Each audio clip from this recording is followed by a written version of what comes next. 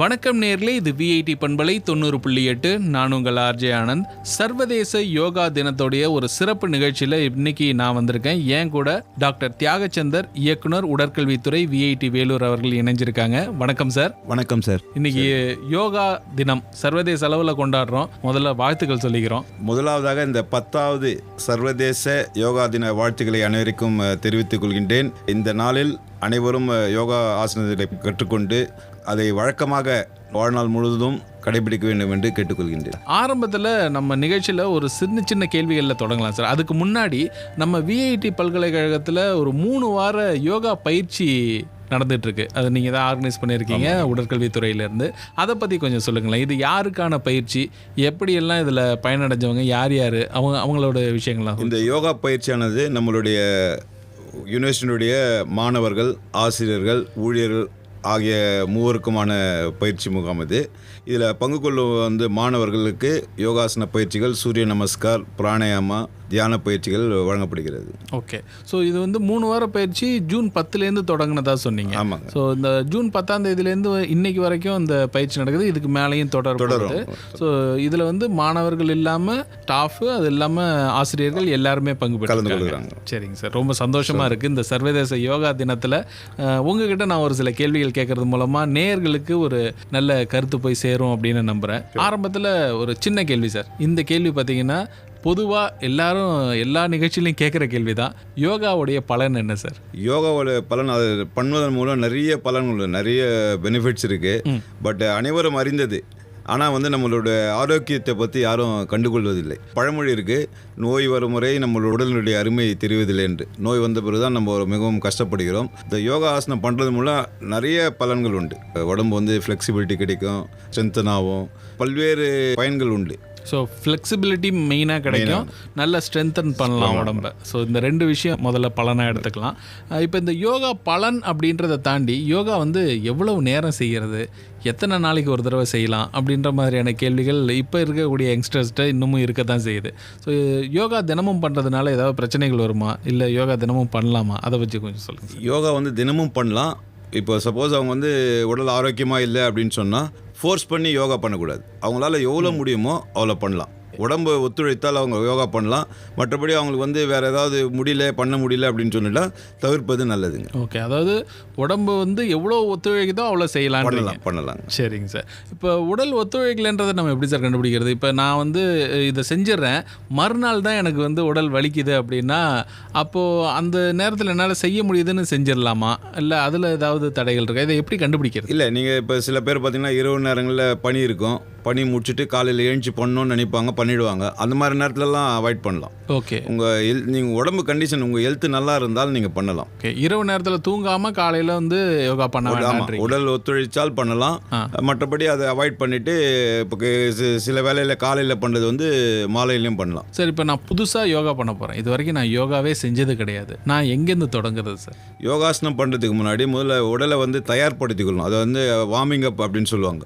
இன்ஜூரியை avoid பண்ணுறதுக்கு warming அப் exercise பண்ணணும்.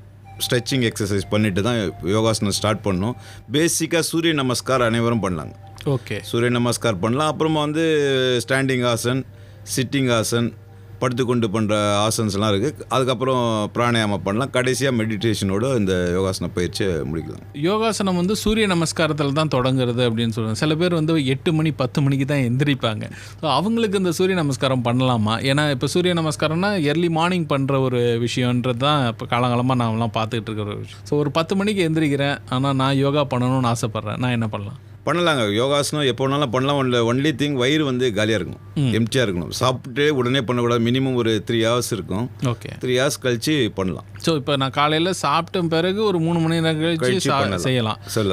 அப்போ மதிய நேரத்தில் செய்கிறதுல எந்த தப்பும் கிடையாது. காலையில் பண்ணலாம், அது இல்லைன்னா ஈவினிங் பண்ணலாம். ஈவினிங், மதிய நேரத்தில் இடைப்பட்ட நேரங்களில் பண்ண வேண்டாம். ஸோ இது தாண்டி யோகாவில் ஃப்ளெக்சிபிலிட்டி இருக்குன்றீங்க, அப்புறம் ஸ்ட்ரென்த்தன் பண்ணுறதுக்கான விஷயங்கள் இருக்குன்றீங்க.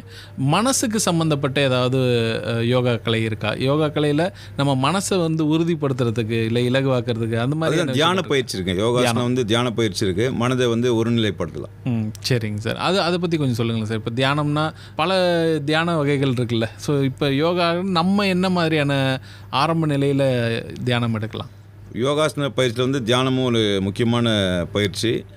தியானம் பண்ணும்போது சிட்டிங் பொசிஷனில், எனி மெடிடேட்டிவ் போஸ்டில், சிட்டிங் பொசிஷனில் சின்முத்ராவில் வச்சு கண்களை மூடி நம்ம என்ன அலைகளை வந்து வேறு எங்கேயுமே டைவெர்ட் பண்ணாத புருவத்துக்கு மத்தியில் கொண்டு வரலாம். இனிஷியல் ஸ்டேஜில் புருவத்துக்கு மத்தியில் நம்ம எண்ணெய் அலைகளை கொண்டு வந்தீங்கன்னா அது கொஞ்சம் ரிலாக்ஸ்டாக ஃபீல் பண்ணுவாங்க. ஓகே, நான் கூட கேள்விப்பட்டிருக்கேன். முதல்ல ஆரம்பத்தில் இதை செய்ய முடியாதுன்னு சொல்லுவாங்க.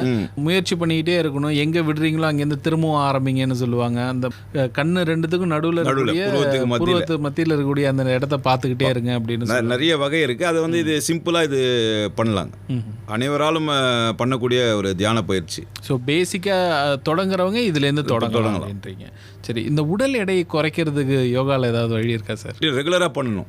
ரெகுலராக பண்ணிங்கன்னா நீங்கள் வந்து உங்களுடைய உடல் வந்து மிகவும் லேசாக இருக்கிற மாதிரி நீங்களே ஃபீல் பண்ணுவீங்க. ஓகே, ஒரு நாள் பண்ணிவிட்டு எனக்கு வந்து எஃபெக்டும் இல்லை அப்படின்னு சொன்னால். ரெண்டாவது வந்து ஒழுங்கான முறையான இது இருக்கணும், ப்ராப்பர் ஆசனா ப்ராக்டிஸ் இருக்கணும். ஓகே, நீங்கள் ஒரு போஸ்டர் பண்ணுறீங்கன்னா அது கரெக்ட் போஸ்டராக இருந்தால் தான் உங்களுக்கு வந்து பெனிஃபிட் கிடைக்கும். இப்போ இதில் இந்த குருவை ஃபாலோ பண்ணணும் அப்படின்ற மாதிரிலாம் சொல்கிறாங்கல்ல, இது உண்மையிலேயே ஒரு குருவை வச்சுட்டு தான் நம்ம செய்ய முடியுமா, இல்லை இந்த யூடியூப்பில் வர வீடியோஸ் எல்லாம் பார்த்து செய்யலாமா? குருவை வச்சு பண்ணுறது நல்லதுங்க. உங்கள் கரெக்ஷன்ஸ் யாராவது பண்ணுவாங்க. நீங்கள் யூடியூப்பில் வீடியோவில் இருக்கிறது பார்த்தீங்கன்னா நீங்கள் பண்ணுறது கரெக்டாக தப்பாக இருக்கான்ற உங்களுக்கு தெரியாது. சரி, அதனால் ஒரு குருவை வச்சு பண்ணுறது நல்லதுங்க. எவ்வளோ நேரம் சார் செய்யலாம் ஒரு யோகா ஒரு நாளைக்கு? அதுதான் ஏற்கனவே நான் சொன்னது போல் உங்கள் உடல் ஒத்துழைத்தால் ஒரு அரை மணி நேரத்துலேருந்து 1 மணி நேரம், குறைந்தது சூரிய நமஸ்கார் ஒரு 6 முறை. ஆசனாஸ் இருக்குது, உங்களுக்கு என்ன ஆசனாஸ், நிறைய வேரியஸ் ஆசனாஸ் இருக்குது. அதில் உங்களுக்கு என்ன தேவையோ அதை பண்ணலாம். ஒரே ஆசனா பண்ணணும்னு இல்லை, உங்களுக்கு என்னென்ன ஆசனா தேவை இருக்கோ அதை பண்ணலாம். என்னென்ன மாதிரியான ஆசனாஸ்? ஸ்டாண்டிங் ஆசனாஸ் இருக்குது, சிட்டிங் ஆசனா இருக்குது, படுத்து பண்ணுற ஆசனா இருக்குது. ஓகே, அது மாதிரி ஆசனா உங்களுக்கு அன்றைக்கி என்ன இது இருக்குதோ அதை பண்ணலாம். இதுதான் பண்ணணும் அப்படின்னு கிடையாது. நீங்கள் பண்ணிங்கன்னா உங்கள் உடலுக்கு ஏற்ற மாதிரி பண்ணிங்கன்னா அது யூஸ்ஃபுல்லாக இருக்கும். சிட்டிங் ஆசனான்றீங்க, ஸ்டாண்டிங் ஆசனான்றீங்க, இதுக்கு ஏதாவது பேர்கள் இருக்கு? ஆசனாக்கு பேர் இருக்குங்க. ஸ்டாண்டிங் ஆசனா பார்த்தீங்கன்னா இப்போ தாடாசன் இருக்குது, விருக்ஷாசன் இருக்குது, திரிகோணாசன் இருக்குது, பாதாஸ்தாசன் இருக்குது, அர்த்த சக்கராசனா, இதெல்லாம் ஸ்டாண்டிங் ஆசன். ஓகே, எனக்கு தெரிஞ்சது ஒரே ஒரு ஆசனா தான் சார், சவாசனா. நல்ல படுத்துக்கலாம், பிரச்சனை இல்லாமல் இருக்கும். கண்டிப்பாக பண்ணுங்க. அது ஆக்சுவலாக சவாசன் வந்து கண்டிப்பாக பண்ணணும்.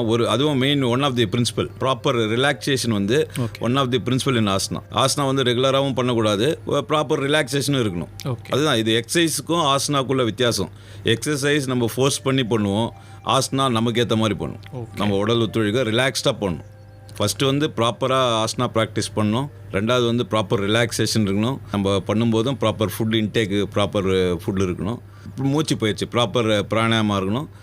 கடைசியாக வந்து பாசிட்டிவ் திங்கிங் அண்ட் மெடிடேஷன். இதுதான் வந்து மேஜர் 5 பிரின்சிபல்ஸ் இன் யோகாசன். இதை கடைபிடித்து நம்ம ரெகுலராக நம்ம பண்ணலாம், ப்ராப்பராக பண்ணலாம், உண்மையிலே நிறைய பலன்கள் இருக்குங்க. ப்ரெக்னெண்ட்டாக இருக்காங்க, அவங்களுக்குன்னு ஒரு சில பிரத்யேக ஆசனாஸ்லாம் இருக்குது அப்படின்னு சொல்கிறாங்க, யூடியூப்லலாம் பார்த்துருக்கேன். ஸோ அவங்களுக்கு உண்மையிலேயே யோகாசனம் பண்ணலாமா, எந்த அளவுக்கு பண்ணலாம்? இப்போ நம்ம வந்து இப்போ நீங்கள் சொன்னீங்க சூரிய நமஸ்காரம் வந்து நம்ம கிட்டத்தட்ட எப்படியும் ஒரு 6-7 பண்ணலாம் ஒரு நாளைக்குன்ட்டு, அவங்க பண்ணலாமா ப்ரெக்னென்ட் லேடிஸ்? அவங்களுடைய உடல் இது கருத்து மருத்துவரை வந்து அணுகி அவங்க என்ன மாதிரி ஒரு கண்டிஷனில் இருக்காங்க, மருத்துவருடைய ஆலோசனைப்படி அவங்க பண்ணலாம். சார், இப்போ என்ன வயசு ஏதாவது ரெஸ்ட்ரிக்ஷன்ஸ் இருக்கா? இப்போ 2 வயசு பசங்க இருக்காங்க, 60 வயசுக்கு மேலே இருக்கிறாங்க. 60 வயசுக்கு மேலே இருக்கவங்க செஞ்சு நான் பார்த்துருக்கேன். ஆனால் இந்த வயசுக்கு கீழே இருக்கவங்க செய்யக்கூடாதுன்னு ஏதாவது இருக்கா? 10 வயசில் ஸ்டார்ட் பண்ணலாம், அதுக்கு செய்ய வேண்டாம். பட் அவங்க பண்ணுறாங்கன்னா நம்மளை பார்த்து பண்ணுறாங்கன்னா பண்ணலாம். பட் ப்ராப்பராக பண்ணுறது வந்து 10 வயசுலேருந்து ஸ்டார்ட் பண்ணலாம். 60 வயசுக்கு மேலே இருக்கிறவங்க மூச்சு பயிற்சி பண்ணலாம். ஓகே, பிராணாயாமா பண்ணலாம். ஆசனம் வந்து ரெகுலராக ஏற்கனவே பண்ணிட்டு இருந்தாங்கன்னா பண்ணலாம். புதுசாக பண்ணுறவங்க மூச்சு பயிற்சி பண்ணலாம். எளிய முறையில் நான் வந்து ஒரு சில உடற்பயிற்சிகள் பண்ணணும் ஆசனங்களை தாண்டி அப்படின்னா என்னென்ன மாதிரியான உடற்பயிற்சிகள் சார்? நடைப்பயிற்சி பண்ணலாம். சிம்பிள் எக்ஸசைஸ் நிறைய இருக்குங்க. அவங்க உடலை ஆரோக்கியமாக வச்சுருக்குது, அவங்களுக்கு உடலுக்கு ஏற்ற மாதிரி அவங்களால என்ன பண்ண முடியுமோ அதை பண்ணலாம். Aged people. எவ்வளோ நேரம் சார் ஒரு நாளைக்கு உடற்பயிற்சி பண்ணணும்? அரை மணி நேரமாவது பண்ணணும். அப்போ தான் வந்து ஒரு பலன் இருக்கும். மேலே உடல் ஒத்துழைச்சுன்னா பண்ணலாம். பொதுவாக இன்டென்ஸான ஒரு சில எக்ஸசைஸ் பண்ணும்போது நமக்கு நிறைய வேர்க்கும் அப்படின்னு சொல்லுவாங்க. இந்த வேர்வை வெளியேறதுக்கும் நம்மளுடைய உடலில் இருக்கக்கூடிய ஃபேட்டை பேர்ன் பண்ணுறதுக்கும் ஏதாவது தொடர்புகள் இருக்கா சார்? ஃபேட் வந்து ஆக்சுவலாக ஒரு நம்ம ஆஃப்டர் 1/2 hour கழிச்சு தான் நம்ம உடலுடைய ஃபேட் வந்து பேர்ன் ஆக ஸ்டார்ட் ஆகுது. ஓகே, ஒரு எக்ஸசைஸ் ஆரம்பிக்கிறோம்னா அரை மணி நேரம் கழிச்சு தான் அந்த ஃபேட்டை வந்து பேர்ன் ஆகுது. அது வரைக்கும் எல்லாமே வார்ம் அப் தான். ஓகே, அதுக்கப்புறம் நீங்கள் உங்களுக்கு ஒத்துழைத்தால் நீங்கள் வந்து பண்ணலாம். நான் ஒரு 45 நிமிஷம் பண்ணுறேன்னா அந்த கடைசி 15 நிமிஷம் தான் நான் என்னோட ஃபேட்டை வந்து பேர்ன் பண்ணுறேன். அது வரைக்கும் எல்லாமே வார்ம் அப் தான். அதுக்கப்புறமா வார்ம் டவுன் வேறு போகணும். வார்ம் டவுன் பண்ணாமல் விடுறதுனால ஏதாவது பிரச்சனைகள் இருக்குங்க? சம்டைம்ஸ் இன்ஜுரி ஆகிறதுக்கு சான்ஸ் இருக்குது. ப்ராப்பர் வந்து கூல் டவுன் பண்ணணும். எப்படி வார்ம் அப் எப்படி முக்கியமோ அதே மாதிரி வார்ம் டவுனும் பண்ணணும். இப்போ யோகாசனத்தில் சவாசனான்றது ஒரு வார்ம் டவுனாக இருக்கிற மாதிரி இதுலேயும் பண்ணணும், எக்ஸசைஸ்லேயும் எல்லா மசில்ஸையும். இப்போ இந்த ஃபிசிக்கலான ஒரு சில விஷயங்களும் பேசணும் சார். மென்டலாக ஒரு எக்ஸசைஸ் பண்ணுறது மூலமாக நமக்கு என்னென்ன சாட்டிஸ்ஃபேக்ஷன் சார் கிடைக்கும், என்னென்ன பலன்கள் கிடைக்கும்? மென்டலாக நம்ம ஃபிசிக்கல் ஆக்டிவிட்டியில் வந்து ஈடுபண்ண ஏதாவது ஒரு ஸ்போர்ட் வந்து நீங்கள் விளையாடினீங்கன்னா அந்த நேரத்தில் வந்து கான்சன்ட்ரேஷன் வந்து அந்த ஸ்போர்ட்டை தவிர வேறு எதுவுமே இருக்காது. உங்களுக்கு வந்து மைண்டு ஃப்ரீயாக இருக்கும், நீங்கள் வேறு எந்த திங்கிங்குமே இருக்காது, உங்கள் மைண்ட் வந்து ஃப்ரீயாக இருக்கும்.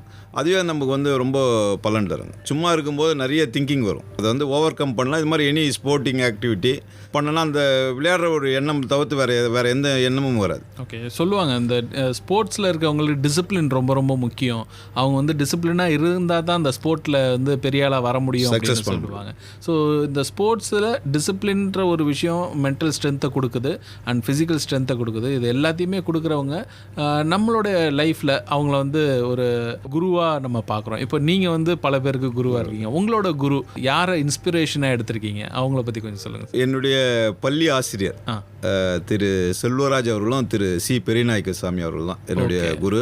எங்களுக்கு வந்து முறையான ஒரு வழிகாட்டியாக இருந்தாங்க. அவங்க என்ன கற்றுக்கிட்டோம்? அவங்க வந்து 2 பேருமே வந்து உடற்கல்வி ஆசிரியர்கள் தான். டிசிப்ளின் நீங்கள் ஏற்கனவே சொன்னீங்களா, அது மாதிரி ஒரு டிசிப்ளின் தான், இதுதான் இந்த வழி தான் அப்படின்ற ப்ராப்பராக நிறைய பேருக்கு வந்து அவங்க வழிகாட்டியாக இருந்தாங்க. நானும் இது மாதிரி வரணுன்றது. சார், இந்த வருஷம் சர்வதேச யோகா தினத்துக்கு ஒரு தீம் கொடுத்துருக்காங்க, யோகா ஃபார் உமன் எம்பவர்மெண்ட்டுன்னு. ஸோ பெண்கள் யோகா கலையை வந்து கற்றும் கொடுக்குறாங்க, அதை பயிற்சியாகவும் எடுத்து செய்கிறாங்க. நீங்கள் விஐடியில் பார்க்கக்கூடிய பெண்கள் மகளிர் என்ன மாதிரியான நிலையில் இந்த யோகா கலையை வந்து பயிற்சி பண்ணுறாங்க சார்? இப்போ இருக்கிற காலத்தில் வந்து பெண்கள் வந்து அவங்கள ரொம்ப முக்கியத்துவம் தந்து ஈடுபாடோடு செய்கிறாங்க. அவங்களுடைய உடல் இதை கருதி அவங்க இதை பண்ணால் தான் அவங்கள வந்து ஆரோக்கியமாக இருக்க முடியுன்ற ஒரு இதில் வந்ததுனால அவங்கள வந்து ஈடுபாடுடன் நல்லா செய்கிறாங்க.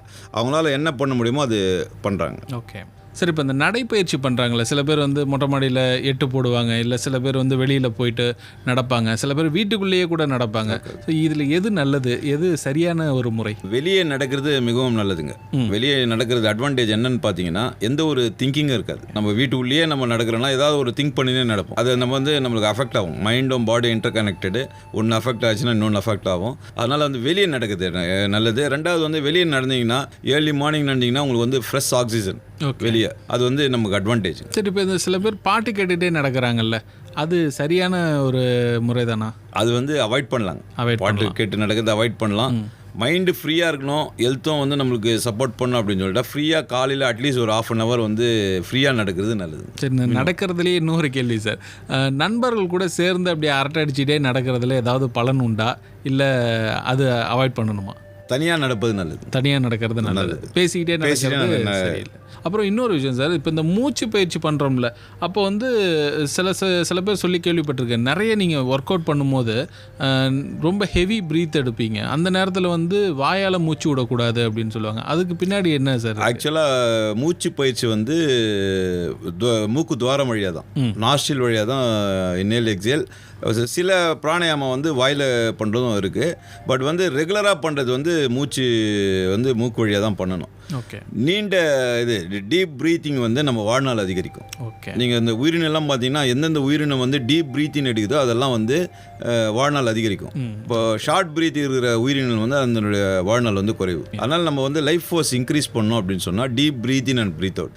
மார்னிங் இந்த பொல்யூட்டட் இல்லாத இடத்துல ஃப்ரெஷ்ஷாக இருக்கிறது நம்ம டீப்பாக இன்ஹேல் பண்ணும்போது ஃப்ரெஷ் ஆக்சிஜன் வந்து உள்ளே போகுது, ஒரு செல்லுக்கும் போது ஆக்டிவேட் ஆகுது. டீப் ப்ரீத் அவுட் பண்ணும்போது தேவையில்லாத காற்று ஸ்டேல் ஏர்லாம் நம்ம உடம்புலேருந்து ரிமூவ் ஆகுது. அதனால் கொஞ்சம் நமக்கு வந்து நல்லதாக இருக்கும். Deep breath in and breath out பண்ணது உடல் வந்து வாழ்நாள் அதிகரிக்கும். ஓகே, இப்போ நான் பொதுவாக யோகா பண்ணலை, சாதாரணமாக எக்ஸசைஸ் பண்ணுறேன், அந்த நேரத்தில் எனக்கு வந்து ஹெவி ப்ரீத் இருக்குது, அப்போ நான் வாயால் மூச்சு விடுறது பிரச்சனையா, இல்லை அதை அவாய்ட் பண்ணணுமா? வாயால் விளையாடி முடிச்ச பிறகு அது பண்ணது ஒன்றும் தவறு இல்லை, ரெகுலராக பண்ணக்கூடாது. சரி, இப்போ இந்த யோகா பண்ணும்போது சில பேர் சொல்லி கேள்விப்பட்டிருக்கேன், காலையில் எழுந்து குளிச்சுட்டு அதுக்கப்புறம் போய் யோகா பண்ணுறோம் அப்படின்ட்டு. அது அப்படி தான் செய்யணுமா, இல்லை குளிக்காமலே ஒரு சிலர் யோகா பண்ணுறேன் அப்படின்றாங்க. இதில் எது சரியான ஒரு முறை? நீங்கள் வந்து ஆயில் பாத் எடுத்துகிட்டு பண்ணக்கூடாதுங்க. யோகாசனம் வந்து ஆயில் பாத் எடுத்துகிட்டு பண்ணக்கூடாது, குளிச்சுட்டு பண்ணலாம். குளிச்சுட்டு பண்ணிங்கன்னா நீங்கள் வந்து ஃப்ளெக்சிபிலிட்டி அதிகமாக வரும். ஓகே, காற்றோட்டானமான இடத்துல பண்ணோம், மேட்டு போட்டு பண்ணோம். வயிறு வந்து எம்டியாக இருக்கணும், பவுல் எம்டியாக இருக்கணும். ஓகே. டைம் வந்து நீங்கள் ஒரு ஏர்லி மார்னிங் பண்ணுறது வந்து நல்லது. சரி, மேட் ரொம்ப முக்கியம். மேட் ரொம்ப முக்கியம். வெறும் தரையில் யோகா பண்ணக்கூடாது. ஏர்லி மார்னிங் வந்து பண்ணுறது வந்து ரொம்ப நல்லதுங்க. சரிங்க சார். சார், இப்போ சில பேர் வந்து ராத்திரியில் தூங்குறதுக்கு முன்னாடி தியானம் பண்ணிட்டு தூங்குனா எனக்கு ரொம்ப நிம்மதியான ஒரு உறக்கம், நீண்ட ஒரு டீப் ஸ்லீப் போகிறேன் அப்படின்னு சொல்கிறாங்க. இதுக்கு பின்னாடி என்ன சார் முறை இருக்குது? ஏதாவது ரகசியம் இருக்கா? ரகசியம் இல்லைங்க. அவங்க வந்து இந்த திங்கிங்கை வந்து இது பண்ணுறாங்க. ஏதாவது அவங்களுக்கு வந்து ஓவர் திங்கிங் இருந்ததுன்னா அதை வந்து ரெடியூஸ் பண்ணுறது, அது வந்து ஸ்லீப்பை வந்து டிஸ்டர்ப் ஆகக்கூடாது அப்படின்றதுக்காக தியானம் பண்ணுறாங்க. பண்ணிட்டு பண்ணால் படுத்தா நல்லது, நல்லா தூக்கம். அதுவும் கிட்டத்தட்ட ஒரு வார்ம் டவுன் மாதிரி தான். இப்போ ஏற்கனவே ஃப்ராக்சர் ஆகி அது மாதிரி யாராவது இருந்தாங்கன்னா அவங்க வந்து மருத்துவரை அணுகி பண்ணணும். ஃப்ராக்சர்ஸ் போன் ஏற்கனவே கையோ இல்லை காலோ வந்து இதுவாக இருந்ததுன்னா அவங்க மருத்துவரை அணுகி அதுக்கு பிறகு தான் வந்து பண்ணணும். ரொம்ப விகரஸாக பண்ணக்கூடாது, எடுத்த ஒரே நாளில் வந்து பண்ணக்கூடாதுங்க. ஓகே. ரெகுலராக பண்ணணும். உங்களுக்கு வந்து ஒரு முறையான ஒரு இது இருந்தால் ரெகுலராக பண்ணணும். நீங்கள் ரெகுலராக பண்ணிங்கன்னா நம்ம சிஸ்டம், ஆல் தி சிஸ்டம், நம்ம பாடியில் சிஸ்டம் வந்து ஈவனாக வந்து ஃபங்க்ஷன் ஆகும். உங்களுக்கு வந்து எந்த ஒரு இதுவும் இருக்காது. ப்ராப்பராக பண்ணிடலாம். கொஞ்சம் கொஞ்சமாக பண்ணலாம். ஃப்ளெக்சிபிலிட்டி வந்து முதல் நாள் ஸ்டார்ட் பண்ணுறதுக்கும் உங்களுக்கு 10வது நாள் ஸ்டார்ட் பண்ணுறதுக்கும் உங்களுக்கு நல்ல டிஃப்ரென்ஸ் இருக்கும். 10வது நாள் பண்ணும்போது நல்ல டிஃப்ரென்ஸ் தெரியும். அதனால் முறையாக பண்ணணும். இப்போ சப்போஸ் சில ஆசனங்கள்லாம் வந்து கால் நீ பெண்ட் பண்ணாத பண்ணணும். ஃபஸ்ட் நாள் ரொம்ப ஹிப் லெவல்லே நிற்பாங்க. ஒரு 10-15 டேஸ் கழிச்சு பார்த்தீங்கன்னா கீழே நல்லா பெண்ட் ஆவாங்க. அதனால் அந்த ஆசனா வந்து பண்ணும்போது முறையாக கற்றுக்கணும். தவறுதலாக பண்ணனா அதுக்கு வந்து அதனுடான பலன்கள் இருக்காது. இப்போ உடல் பருமனாக இருக்கிறதுனால என்னால் ஆசனா செய்ய முடியாது அப்படின்னு ஏதாவது இருக்குங்களா? இல்லை ஆசனாவை வந்து நான் உடல் பருமனாக இருக்கிற போதும் செய்ய முடியும் அப்படின்னு இருக்கா? உடல் பருமனாக இருந்தாலும் செய்யலாம். அதுதான் சொன்னேன், ஃப்ளெக்சிபிலிட்டி கொஞ்சம் கம்மியாக இருக்கும். நீங்கள் ரெகுலராக பண்ணிங்கன்னா உங்கள் வந்து வெயிட் லாஸ் ஆகும். நீங்கள் அதுக்கப்புறம் ஈஸியாக பண்ணலாம். ஓகே. உடல் பருமனை வந்து குறைக்கிறதுக்கு தான் ஆசனமே. சரி சார், இப்போ ரொம்ப நேரமாக நான் உட்காந்தே வேலை செய்கிறேன். எனக்கு என்ன மாதிரியான ஆசனங்கள்லாம் செய்யறதுக்கு நல்லாயிருக்கும்? உட்காந்தே இருக்கிறதுனால சில பேருக்கு தொப்பை பெருசாக இருக்கும், ரொம்ப நேரம் நடக்காமலே இருக்கிறதுனால காலில் வலி இருக்கும். இவங்களுக்கெல்லாம் ஏதாவது குறிப்பாக இந்த ஆசனம் செய்யலாம் அப்படின்னு ஏதாவது இருக்கா? ஒரு ஸ்பெசிஃபிக்காக ஒரு இதுக்கும் ஆசனத்துக்கும் ஒரு பலன் இருக்குது. இப்போ ரொம்ப நேரம் உட்கார இதுக்கெல்லாம் ஸ்பைன் வந்து ஸ்ட்ரென்தன் பண்ணணும், ஃப்ளெக்சிபிளாக வச்சுக்கணும். ஸ்பைன் வந்து ஃப்ளெக்சிபிளாக இருந்தாலே நம்மளுக்கு வந்து டிசீஸ் வராது. எவ்வளோக்கு எவ்வளோ ஃப்ளெக்சிபிளாக இருக்காதோ அவ்வளோக்கு டிசீஸ் வராது.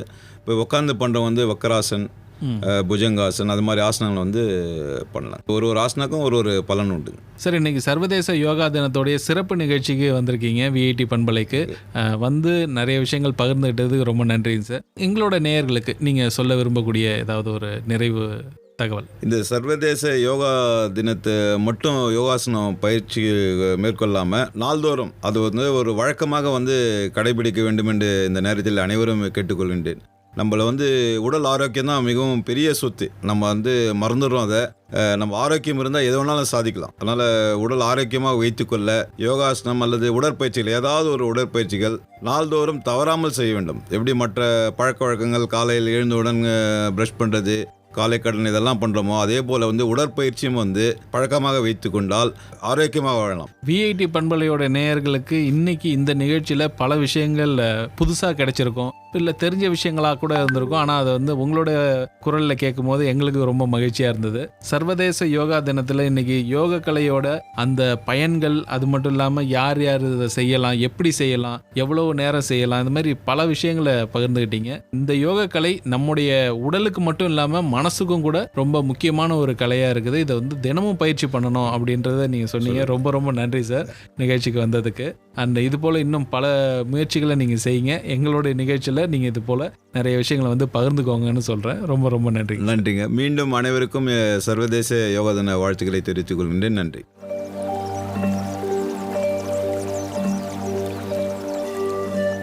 நேர்கள் இதுவரைக்கும் கேட்டது விஐடி பண்பலை 90.8 சர்வதேச யோகா தினம் 2024 சிறப்பு நிகழ்ச்சி. இன்னைக்கு நிகழ்ச்சியில் கலந்துகிட்டது டாக்டர் தியாகச்சந்தர், இயக்குனர், உடற்கல்வித்துறை, விஐடி வேலூர். ஸோ இது போல இன்னும் பல நிகழ்ச்சிகள் உங்களோட விஐடி பண்பலை 90.8 காத்துக்கிட்டு இருக்கு. தொடர்ந்து கேட்டுக்கிட்டே இருங்க. நான் உங்க ஆர்ஜே ஆனந்த். நன்றி, வணக்கம்.